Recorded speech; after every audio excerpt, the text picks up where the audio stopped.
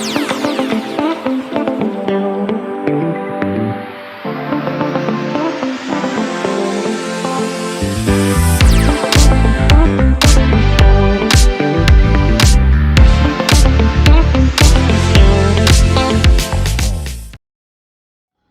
वालेकुम, welcome to chit chat with Yasmin. उम्मीद करती हूँ आप अपने अपने घरों में खैरियत से और खुश होंगे। तो आज का मेरा टॉपिक है how to improve chemistry between husband and wife. और ये बहुत खूबसूरत एक रिश्ता है, बहुत जितना खूबसूरत है उतना ही नाजुक ये रिश्ता है। और इस रिश्ते के बारे में तो हमारे अल्लाह पाक ने कुरान पाक में बार बार इसका जिक्र किया गया है। और पहला रिश्ता जो बनाया गया है वो हस्बैंड वाइफ का ही है। तो हमें इस रिलेशन को बहुत खूबसूरती से निभाना चाहिए। तो चले आज इस पे बात करते हैं। तो सबसे पहला पॉइंट है मेकिंग गुड कम्युनिकेशन। देखें, जब एक इंसान की सबसे बड़ी सलाहियत ये है कि वो अपनी बात कह सके, समझा सके और समझ भी सके। जब कोई आपसे बात करे तो आप भी समझ सकें और अपनी बात कन्वे कर सकें। तो कम्युनिकेशन होना बहुत बहुत ज़रूरी है। और कम्युनिकेशन गैप से सबसे ज़्यादा क्या हो रहा होता है कि हम एक ही जगह बैठे हुए होते हैं लेकिन हम अकेला फील कर रहे होते हैं। साथ होते हैं हस्बैंड में, उसके बावजूद भी हम अकेला अकेला फील कर रहे होते हैं। तो ऐसा क्यों होता है? ऐसा इसलिए होता है कि हम एक दूसरे से बात नहीं करते। हमारी बहुत सारी बातें जो दिल में है ना, वो दिल में ही रखा हुआ होता है। हम नहीं चाहते सामने वाले को बताने। एक दूसरे के साथ बैठते हैं तो हमारे पास टॉपिक क्या होता है सबसे ज़्यादा?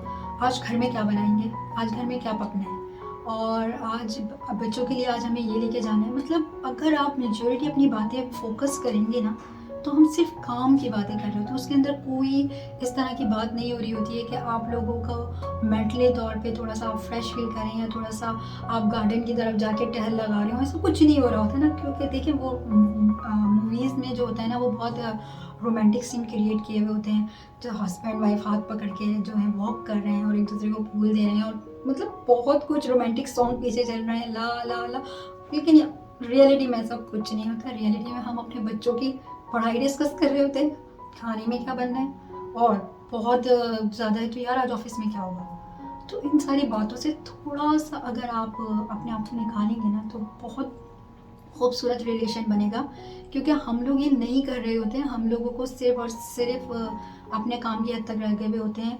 हाँ, जो वाइफ्स हैं वो लगी हुई होती हैं घर के कामों में, हस्बैंड जो होते हैं वो बाहर के कामों में बिजी होते हैं। जब घर में आते हैं वाइफ भी थकी हुई है, हस्बैंड भी थके हुए हैं। दूसरा एक बहुत वैलिड पॉइंट है दरगुजर करना, माफ़ करना, रिश्तों में एहतराम करना, एक दूसरे को इज्जत देना, जो हम लोग नहीं कर रहे होते हैं। उसकी वजह से हम छोटी छोटी सी बातों पे झगड़ रहे होते हैं, और बेबुनियाद बातें होती हैं। ज़रा सा अगर आप सोचेंगे, वो बातों में कोई बात ही नहीं होती है जिसकी बेस पे आप लोग लड़ रहे होते हैं। हो भी सकता है कि अगर आपकी कोई बात इस तरीके की है जो उस वक्त तो सही है, आपको गुस्सा आ रहा है, जायज़ गुस्सा आ रहा है, देखें, लेकिन अगर आप वो बात उसे गुस्से से समझाते हैं तो क्या सामने वाला वो बात समझेगा? तो हमारे अंदर ये शऊर होना चाहिए कि सामने वाला वाली जो भी है, हम हस्बैंड वाइफ आपस में अगर इस टोन में बात करेंगे ना, तो मसला का हल नहीं निकलेगा, मसला बढ़ेगा। बहुत सारी, बल्कि कहा जाए जो रिश्ता ख़त्म हो जाता है, रिलेशन हम ख़त्म कर देते हैं, उसकी एक बहुत बड़ी रीज़न यही होती है कि हम गुस्से में बात कर रहे होते हैं, हम अपना बिहेवियर नोट नहीं कर रहे होते हैं। तो अपने बिहेवियर को ज़रूर चेंज करें। देखिए, लाइफ में एक अना परस्ती की तरफ ना जाए। कोई बात नहीं, अगर सामने वाले को गुस्सा आ रहा है तो दूसरा चुप हो जाए उस वक्त। मेरा हरगिज़ ये मतलब नहीं है कि आप चुप हो जाओ तो बात ही नहीं करो। उस वक्त के लिए चुप हो जाओ, जब वो उसका गुस्सा ठंडा हो जाए तो फिर उससे बात करें सही टोन में। अपनी टोन को सही रखना, अपने बिहेवियर को सही रखना बहुत ज़रूरी है। अपने अल्फाजों को सही रखना बहुत ज़रूरी है जब आप सामने वाले से बात कर रहे हो। क्योंकि मेजॉरिटी की लड़ाई इसी बेस पे हो रही होती है कि आप कुछ ऐसा अल्फाज बोल देते हैं, कुछ इस तरह की एकदम से बात बोल देते हैं कि सामने वाला एकदम से एग्रेसिव हो जाता है। देखिए, बैठे बैठे एकदम किसी को गुस्सा नहीं आता। कहीं ना कोई चीज़ गलत हो रही होती है जिसकी वजह से गुस्सा आता है। तो उस गुस्से को कंट्रोल करने के लिए बहुत ज़रूरी है कि आप लोग इस चीज़ पे ना जाएं कि ये मैंने मतलब मैं अना में ना आए। मैंने जो बात कही है वही सही है, मैं और तू से ना निकलना होगा, हम बनना पड़ेगा। टेबल टॉक के ज़रिए बड़ी से बड़ी एक वर्ल्ड वॉर भी ख़त्म हो जाती है। तो हम लोग आपस में बैठ के क्यों अपने मसले नहीं सॉल्व कर सकते? आपके मसले के अंदर कोई तीसरा बंदा आके क्यों इंटरफेयर करे? आपको अपना मसला खुद ही सुलझाना है। अगर आप देखें, वक्ती तौर पे तो आपको लगेगा कि देखें कोई बात हुई है तो मतलब कोई वक्ती तौर पे आपको सुलझा के चला जाएगा, लेकिन जब तक आप उसकी जड़ की तरफ नहीं जाएंगे, रूट्स की तरफ नहीं जाएंगे कि क्यों आपकी कम्युनिकेशन गैप आ रही है, तो आप इसको मतलब ऊपर ही ऊपर वो मसले भले से सॉल्व हो जाएं, आप फिर से आपस में एक दूसरे के साथ बैठ के सॉर्ट आउट कर लें, लेकिन मसला हल नहीं होता जब तक आप रूट्स की तरफ नहीं जाते कि मसला आ कहाँ से रहा है। हो सकता है वो मामूली सा ही मसला हो, आप इस तरीके से बात करते हो स्टार्ट कि वो लड़ाई की तरफ चला जाता हो। एक बहुत वैलिड पॉइंट है अनापरस्त होना। क्या है, आपकी छोटी छोटी सी बातों पे झगड़ा हो जाता है, कोई बात नहीं, हर रिश्ते में होता है, लड़ाइयाँ हो जाती हैं, लेकिन हम करते क्या गलती हैं, हम ये करते हैं, हम उसको कंटिन्यू रखते हैं। क्यों भाई, मैं तो बात नहीं करूँगा पहले, भाई मैं बहुत सुपीरियर हूँ। एक दूसरे को सुपीरियर समझना ना कि मैं ज़्यादा सुपीरियर हूँ, मैं ज़्यादा सुपीरियर हूँ, जबकि आप दोनों बराबर हैं, इक्वल हैं। ये वाली चीज़ आपके अंदर होनी चाहिए। आप अपनी लड़ाई को इतना कंटिन्यू नहीं करा करें कि देखिए, इससे सबसे बड़ा मसला पता है क्या होता है कि जब आप अपनी लड़ाइयों को इतना लंबा और इतना वसी खींच देते हैं ना, तो कहीं ना कहीं आपके दिल के अंदर एक चीज़ आ जाती है, आप मतलब अपने दिलों को साफ नहीं रखते आप लोग। इसमें दिल का अच्छा होना बहुत ज़रूरी है कि आपके दिल में कोई बात ना रहे, आप फ़ौरन से अपना दिल साफ कर लें। और ये आदत हमें अपनानी चाहिए, हर रिश्ते में अपनानी चाहिए, सिर्फ इसी में नहीं, लेकिन इस रिश्ते में तो बहुत ज़रूरी है कि आप अनापरस्ती में ना आए। क्या है ना कि अगर आप इस तरीके से लड़ाई करते रहते हैं और 4-4 दिन बात नहीं करते हैं, हफ्ता बार बात नहीं करते हैं, महीना बात नहीं कर रहे होते हैं, तो उससे सबसे बड़ा असर आप ये सोचें कि आपके ऊपर भी बहुत बुरा और गहरा असर पड़ता है, आपके बच्चों पे बहुत गहरा और बुरा असर पड़ता है इस चीज़ का। और साथ ही साथ आप खुद भी खुश नहीं होते। आप कहें ना कि आप खुद खुश होते हैं, ना आप खुश होते हैं, ना आपका लाइफ पार्टनर खुश होता है। तो ये अनापरस्ती ना हमें ख़त्म कर देनी चाहिए, अना किसी चीज़ की नहीं होनी चाहिए। फिर वही बात आ जाती है, ना आपको ज़िंदा रहना है, ना हमें ज़िंदा रहना है, तो फिर किस बात की अनापरस्ती। चलें ठीक है, अगर आप सही भी हैं ना, अगर आप एक कदम आगे बढ़ा देते ना, तो कहते हैं ना कि हमारे प्यारे नबी सल्लल्लाहु अलैहि वसल्लम ने कहा है कि अगर तुम झुक जाओ और अगर तुम्हें लगे कि तुम्हारी इज्जत थोड़ी कम हो गई, तो क़यामत के दिन मुझसे ले लेना। तो इससे बड़ी क्या बात हो सकती है कि हम अपने रिश्ते को खूबसूरत बनाएं।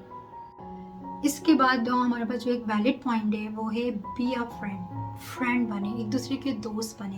लेकिन दोस्ती एक बहुत अनमोल रिश्ता है। अगर आप अपना ख़ास वक्त याद करें ना, तो आपको वही दोस्त याद आएंगे जिनके साथ आप हर तरह की बात कर सकते हैं, हर किस्म की आप उससे बात कर सकते हैं। उन फ्रेंड्स की बात नहीं करेंगे जैसे आपने थोड़ी सी देर हाय हेलो की और बस बात ख़त्म कर दी। वो फ्रेंड्स तो हैं आपके, लेकिन वो एक क्राइम पार्टनर फ्रेंड नहीं है, आपके बेस्ट फ्रेंड्स नहीं है, या ये कह लें जिनसे आप अपनी जो मोर देन फ्रेंडशिप जो एक रिलेशन होता है ना, कि आप उनसे हर अपनी बात कर रहे होते हैं, तो उस तरह की दोस्ती आप अपने करेंगी है अपने रिलेशन को मजबूत बनाने के। तो अगर आप इतना सोच के एक दूसरे के साथ बात करेंगे तो कैसे चलेगा। डरना ख़त्म कर दें एक दूसरे के साथ। ये जो होता है ना, डर होता है वाइफ का हस्बैंड के लिए, हस्बैंड का वाइफ के लिए होता है डर, तो इस डर को ख़त्म करें, दोस्ती को बढ़ाएं।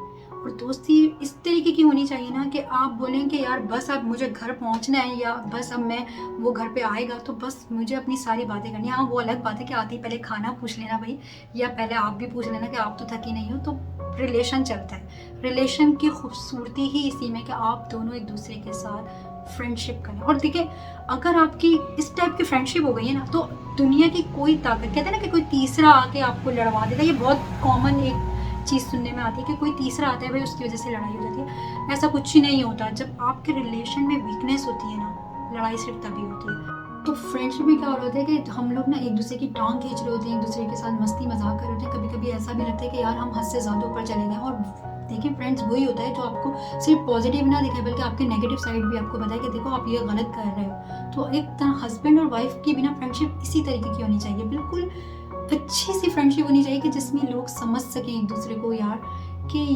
मतलब आपको ना फिर किसी की ज़रूरत नहीं पड़ेगी। जब आपकी फ्रेंडशिप इतनी अच्छी होगी ना, तो आपको किसी की ज़रूरत पड़ेगी ही नहीं, क्योंकि आप दोनों का रिलेशन इतना अच्छा होगा। इसके बाद हमारे पास एक पॉइंट है लैक ऑफ अटेंशन। क्या होता है कि आप लोग एक ही जगह पे बैठे हुए होते हैं, आप लोग एक दूसरे के साथ इतने कनेक्ट होते हैं, लेकिन फिर भी एक दूसरे से बात नहीं कर रहे होते। तो लैक ऑफ अटेंशन क्या है कि आप सामने वाला चाह रहे हैं कि यार ये मुझसे बात करे, और आपको अंदाज़ा होता है, ऐसा नहीं है, सबको आइडिया हो रहा होता है अगर आपसे कोई बात करना चाह रहा है, लेकिन अगर क्यों नहीं कर रहे होते आप, बात मुझे नहीं समझ में आता। यार कर लिया करो एक दूसरे से बात, हस्बैंड वाइफ अगर नहीं करोगे तो कैसे चलेगा। तो एक दूसरे से बात किया करो भाई। और एक और चीज़ है लैक ऑफ एप्रिसिएशन, मतलब आप लोग एक दूसरे की तारीफ नहीं कर सकते। क्यों भाई? अगर आपकी बेगम खूबसूरत लग रही है तो आप उसको बोल दो, या आपका हस्बैंड प्यारा लग रहा है तो आप उसे बोल दें कि आप मतलब इन तरह की छोटी छोटी से इस देखें छोटी छोटी सी चीज़ों में ना अप्रिशिएशन करना चाहिए एक दूसरे के साथ। ये मतलब तंजुम मतलब इस रिश्ते को ना बहुत पेचीदा हमने खुद बनाया हुआ है, बहुत कॉम्प्लेक्स हमने खुद बनाया हुआ है, जबकि ऐसा कुछ नहीं है। बहुत खूबसूरत रिश्ता है ये। और मैं तो ये समझती हूँ कि अगर आप इस रिश्ते को अच्छे से निभा लेंगे ना तो आप सारे रिश्ते निभाएंगे। अगर आप यही रिश्ता आपका वीक है ना तो आप सारे रिश्तों में वीक होते चले जाएंगे। तो आपकी बॉन्डिंग सबसे ज़्यादा यही होनी चाहिए। टॉपिक पे वापस आती हूँ कि लैक ऑफ अप्रिसिएशन में क्या है कि हम लोग एक दूसरे की तारीफ नहीं कर रहे होते हैं। तो ये छोटी छोटी सी चीज़ों पे ना अप्रिशिएट करना अच्छी चीज़ है। अगर आपकी नई जॉब लगी तो वाइफ को चाहिए कि आपको एक अच्छा सा डिनर घर में बना के तैयार करके रख सकती है वो, और ये छोटे से काम कर सकते हैं। इसी तरीके से अगर वाइफ काफ़ी दिनों से बोर हो रही है या आपको लग रहा है कि उसमें चिड़चिड़ाहट आ रही है तो आप एक अच्छा सा गिफ्ट लेके जा सकते हैं। आप फूल तोड़ के ले जा सकते हैं यार, ना लेके जाएं बाजार से, यहाँ आसपास इतने फूल लगे होते हैं, आप वो तोड़ के ले जाएं। तो वही वाली बात है कि वजह कोई भी बन सकती है, सिर्फ आपका फोकस होना चाहिए कि आपको अपने रिलेशन को बचाना है, आपको अपने रिलेशन को सेव करना है, इसको खूबसूरत बनाना है। तो ये छोटी छोटी सी जो चीज़ें हैं ना, अगर आप अपनी लाइफ में अप्लाई करते हैं, एक दूसरे को मोहब्बत से कहते हैं ना, देखना भी एक सवाब होता है हस्बैंड वाइफ का, तो ये चीज़ें आपको बहुत आगे लेके जाती हैं। Try not to change your life partner. अपने लाइफ पार्टनर को बदलने की कोशिश ना करें। आप उसकी खामियों के साथ, उसकी अच्छाइयों के साथ, उसके अच्छे बुरे लुक्स के साथ, उसकी सलाहियतों के साथ, उसकी काबिलियत के साथ उसको एज इट इज़ एक्सेप्ट करें। ये बहुत इम्पॉर्टेंट चीज़ है जो हम अपने रिलेशन में गलत करते हैं। एक हम बहुत ख़ास आदमी अपने लिए चुनते हैं और पूरी ज़िंदगी उसे आम बनाने में लगा देते हैं। क्यों हम उसको चेंज करना चाहते हैं? जब हमने उसे देखा था, जिस तरीके से देखा, सब पसंद किया था, शादी की थी, तो अब उसको एक्सेप्ट भी आप एज इट इज़ करें। एक दूसरे से झूठ बोलना सबसे ज़्यादा, कहा जाए ना कि रिश्ता जो टूटता है वो झूठ की बुनियाद पर टूटता है। जब आप हर्ट होते हैं ना कि यार मैंने इस पर इतना यकीन किया और ये इस तरह से झूठ झूठ बोल रहे हैं, तो देखें वहाँ भी ना, देखें कहीं ना कहीं अगर आप देखें गलती पे आप होते हैं, क्योंकि आपने सामने वाले को इतनी स्पेस नहीं दी हुई होती कि वो आपके सामने सच रख सके। वो इसलिए आपसे झूठ बोलता है, उसको ये डर होता है कि यार ये मुझसे नाराज़ ना हो जाए। उसकी कोई भी मतलब बिहाइंड रीज़न कोई भी हो, झूठ गलत है, झूठ नहीं बोलना चाहिए। इसके बाद एक बहुत वैलिड पॉइंट आ जाता है हमारे पास, मतलब फाइनेंशियल इशू। ये एक बहुत वैलिड पॉइंट है।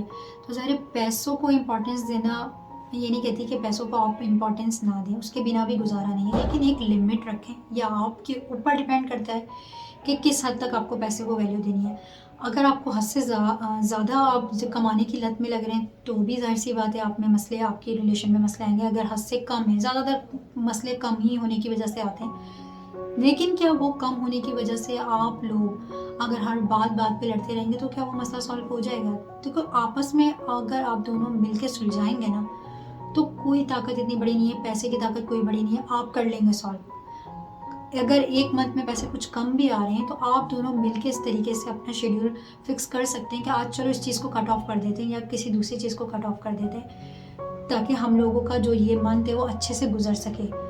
मेजॉरिटी क्या हो रहा होता है कि हम लोग, क्योंकि वही वाली बात है, मेंटली प्रिपरेशन नहीं होती जो मैं पहली वीडियो में बना चुकी हूँ, तो हम लोग घबरा जाते हैं, डर जाते हैं। तो उस तरफ मैं नहीं जाना चाहूँगी, लेकिन आपको मेंटली तौर पे इतना तैयार रहना चाहिए कि देखें अप्स एंड डाउन्स आते हैं, वो पैसों में भी आते हैं। किसी के कभी बहुत अच्छा भी, ऐसा नहीं है कि आप हमेशा एक ही हालात में रहते हैं, कभी बहुत अच्छे भी आपके हालात हो जाते हैं, तो उसमें शुक्र अदा करें, और अगर कभी कम है तो उसमें सब्र करें। एक पॉइंट है हमारे पास, वो है फैमिली इश्यूज, जिसको हम बहुत ज़्यादा बड़ा भी कर लेते हैं, और बाज़ दफ़ा बल्कि ज़्यादातर फैमिलीज़, अगर जैसा देखा जाए, जो कपल्स में जो डिस्कनेक्शंस होती हैं, जो कनेक्शन ख़त्म हो जाता है, जो बात एक दूसरे की नहीं समझ पाते हैं, वो फैमिलीज़ की वजह से भी होती है। तो सिर्फ फैमिली, अगर आप ये कहें ना कि ये गलती फैमिली, जॉइंट फैमिली में रहने की वजह से, तो ऐसा बिल्कुल नहीं है, ऐसा हरगिज़ नहीं है।